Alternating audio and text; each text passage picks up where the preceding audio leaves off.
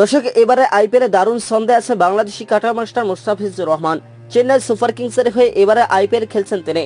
এখন পর্যন্ত 8 ম্যাচ খেলে 14 উইকেট শিকার করেছেন মুস্তাফিজ। দর্শক, সর্বোচ্চ উইকেট শিকারী বোলারদের তালিকায় তিনি আছেন 2 নম্বর পজিশনে। সদ্য শেষ হওয়া চেন্নাই সুপার কিংস বনাম সানরাইজার্স হায়দ্রাবাদের বিপক্ষে ম্যাচে দুর্দান্ত বোলিং করেছেন cutter master Mustafizur Rahman. 2.5 over ball করে 19 রান দিয়ে তুলে নিয়েছেন তিনি 2টি উইকেট। এই ম্যাচে 78 রানের বিশাল জয় পেয়েছে এতে করে চেন্নাই সুপার কিংস। তবে এর আগে 3 ম্যাচে বাজে বোলিং করেছেন cutter master Mustafiz. 11.3 over ball করে 149 রান দিয়ে তিনি নিয়েছিলেন 3টি উইকেট। তারপর তাকে সেরা একাদশ থেকে বাদ দেন চেন্নাই সুপার কিংসের টিম ম্যানেজমেন্ট। দর্শক, এই বিষয়টা এবার ভালো লেগেছে, যেটা অন্যবার ঘটেনি। দর্শক, এবারে আইপিএলে চেন্নাই সুপার কিংস মুস্তাফিজুর রহমানকে তার যোগ্যতা অনুযায়ী যথাযথ সম্মানটাই দিচ্ছে।